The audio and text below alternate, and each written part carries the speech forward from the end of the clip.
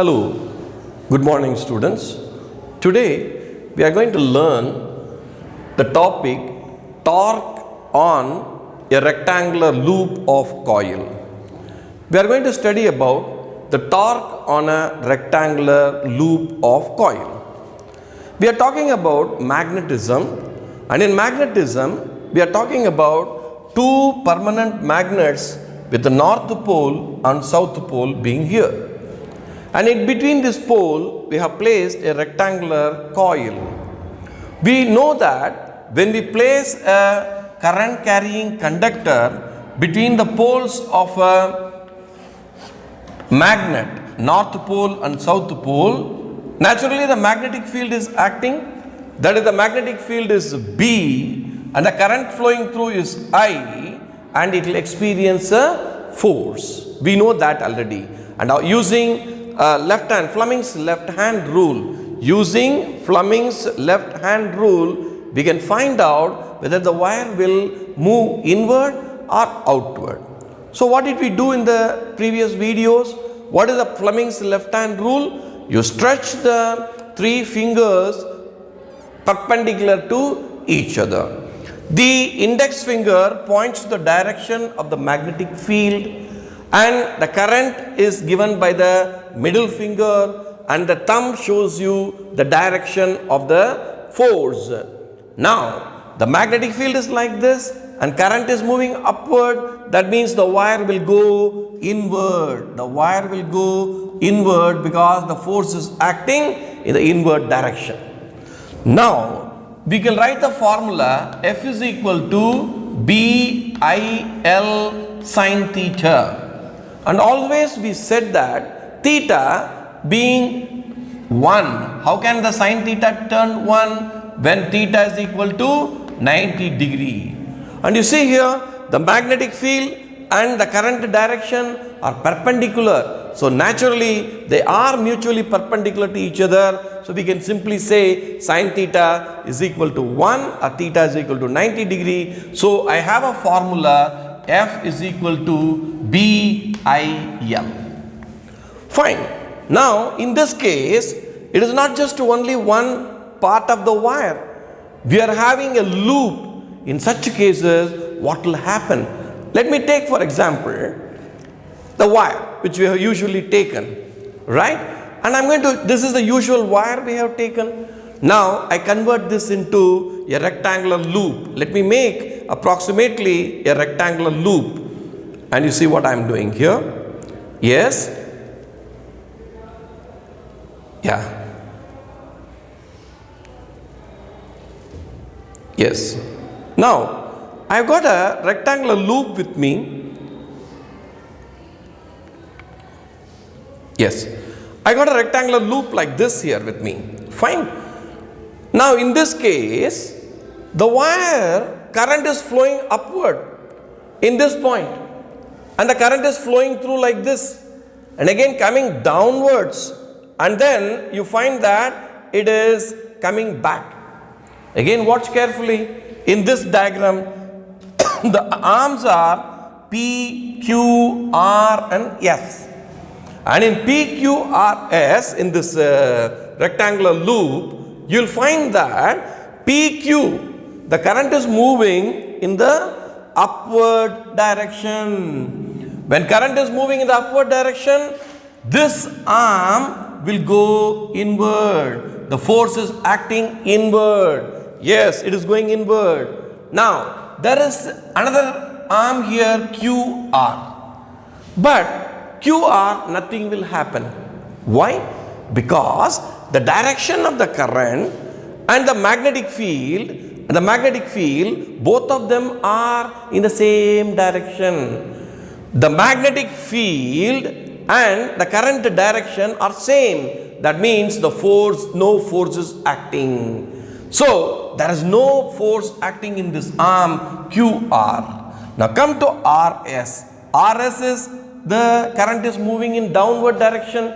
Okay, now again come to this point here, upward direction, it went inward.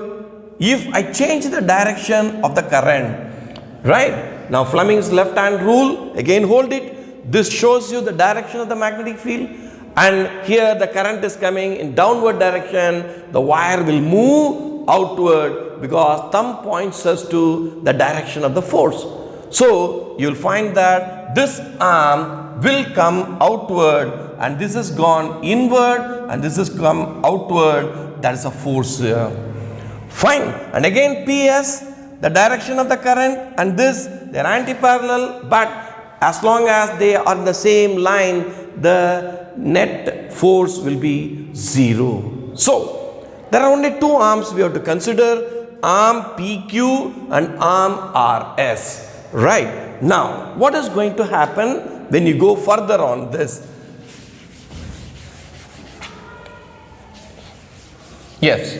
Now see here, these are the two arms I got. Let me just lock it a little better. Fine. Let me lock it here.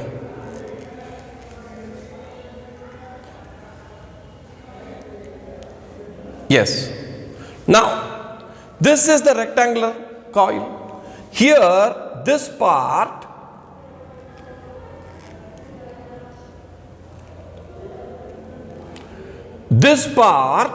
is going inward and this part is coming outward. So what will happen?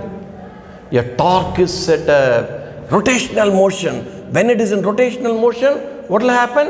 Your torque is produced. Torque is rotational motion. So torque, I will write here the term, yes, torque to is equal to, what is torque? Force multiplied by perpendicular distance. Okay. Now the force we know that BIL, okay, BIL into perpendicular distance. Here you have to understand the concept very clearly, right? This is the length of the loop and this is the breadth of the loop. Length into breadth gives you the area of the coil. Now this is like this. As it rotates, the angle made by the area vector with the magnetic field, right? And you see here, it take it like this, right? Now this is going to rotate like this.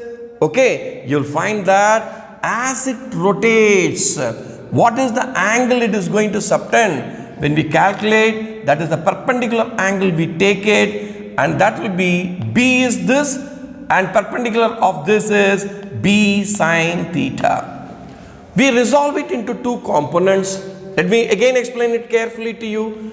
The loop is like this. Now I rotate it. This area vector of the loop and the magnetic field, area of the vector and the magnetic field subtends an angle theta. But what is the effective value? That is the perpendicular value. Perpendicular upon hypotenuse is nothing but what? This is the breadth we have taken. This will become B sine theta. So this is the value B which require. That's a perpendicular distance. It is going to go on changing. Fine. So I will take here B sine theta. Come on. I hope you understand this point.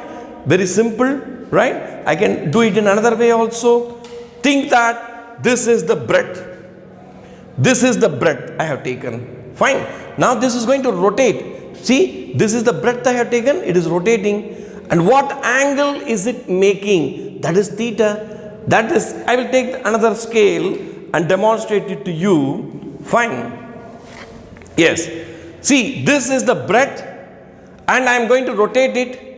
And this is my magnetic field. Magnetic field is acting in this direction and the coil is rotating, which is the B. Now look here. Now watch carefully. The angle here, this angle is theta. But what is the effective value lying in the magnetic field? That is the component of B, which is B sine theta. Perpendicular component. Once we know that, it's very simple. Length into breadth. What is length into breadth? Area. Area of the rectangular loop. BIA sine theta. That is the torque acting. BIA sine theta. B is the magnetic field coming from the magnet which we have kept here, and I is the current flowing through the conductor. Okay, the same current is coming back, that is I, and A is area of cross section of the loop which we have taken, length into breadth. And sine theta is the angle subtended between the area vector, that is the perpendicular to the coil, and the direction of the magnetic field. Okay, fine. Now I have taken only one loop.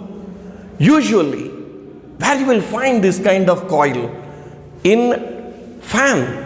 In fan, you will find in a coil armature, so many number of turns are being put in that. Right? N number of turns are there. Then the toe for n number of turns will be N B I A sine theta, and this is the formula for torque produced by a current in a rectangular loop placed in a perpendicular magnetic field. Okay, N B I A sine theta. Okay, I'll bring another small term. Okay, current into area. Current into area is called magnetic dipole moment. Current into area is called magnetic dipole moment. What is the electric dipole moment? P is equal to Q into distance of separation between the two charges. Here it is just a little different. We talk about current, because current into area, that is called magnetic dipole moment. So here n turns are there, so I can say tau is equal to NIA, put a bracket, B sine theta, or nothing but tau is equal to MB sine theta, and this is the formula for torque in terms of magnetic dipole moment. Now what is M here? M is current into area, but n number of turns are there, so NIA, so MB sine theta. What is sine theta? Is a vector product. So it is a vector product, so we can write it also as tau is equal to M cross B. M cross B. This is a vectorial form of writing. You remember in electric field, we said that tau is equal to P cross E. P cross E, where it came? P sine theta, and this is torque produced in an electric field, and this is the torque produced in a magnetic field. Theta can turn to be 0, then there will be no torque. And theta can be 90 degree, then the torque will be maximum. This you will learn more in the case of a moving coil galvanometer. Working of a moving coil galvanometer, inside there is a coil, and you will find that so many windings of wire is there, and we are going to use this concept to construct a moving coil galvanometer, and that will be done in the next video. Thank you so much.